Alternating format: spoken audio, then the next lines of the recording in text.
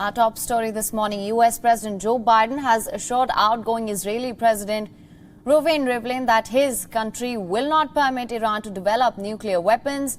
After talks with Biden, Rivlin told reporters that he was satisfied with Biden's comments.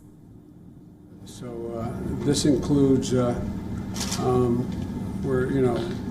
committed to unwavering commitment to self-defense. And today we're going to be discussing a broad range of challenges, including Iran. What I can say to you, Iran will never get a nuclear weapon on my watch, as they say. I directed last night's airstrikes targeting sites used by the Iranian-backed militia group responsible for recent attacks on U.S. personnel in Iraq.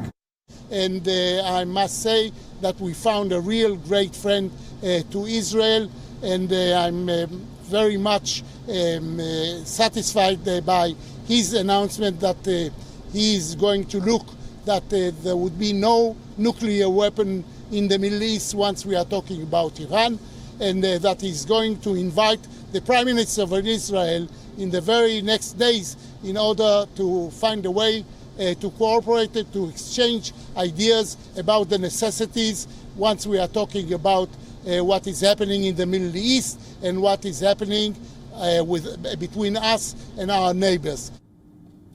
Now, Biden met Rivlin for a broad discussion about U.S. efforts to re-enter the Iran nuclear deal and the formation of a new government in Israel. The meeting comes days after Naftali Bennett placed Benjamin Netanyahu as Israel's new prime minister. U.S. officials are trying to set up a meeting between the two leaders. White House Press Secretary Jen Psaki clarified that so far there is no date for Bennett's visit. However, Biden is looking forward to meeting him soon. Rivlin leaves office on 7th of July after a 7-year term. This is his final foreign trip as Israel's president. A former parliament member, Isaac Herzog, will take over as the new president now. And WION correspondent Jagriti Dave is joining us live from Washington, D.C. for more on this story. Jagriti, thank you for joining us. Biden has assured outgoing president about not allowing Iran to develop nuclear weapons. A short while ago, as you would recall, Yair Lapid also made clear his concerns about the ongoing nuclear deal talks. How do you see this materializing?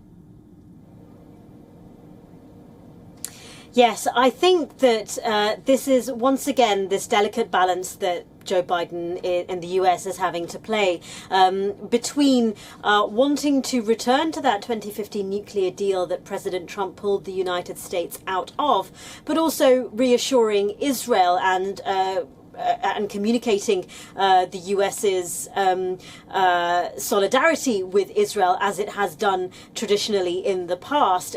Israel is very much, has been particularly under Benjamin Netanyahu's leadership, very much against the 2015 JCPOA and has been against the United States returning to it. So these talks, Iran very much dominated the conversation between President Rivlin and President Biden here.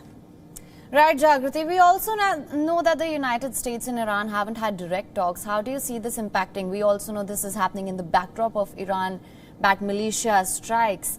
How do you assess this? Yes, I think some experts believe that these airstrikes are not going to have a huge impact on those talks in Vienna to try to revive the 2015 nuclear deal.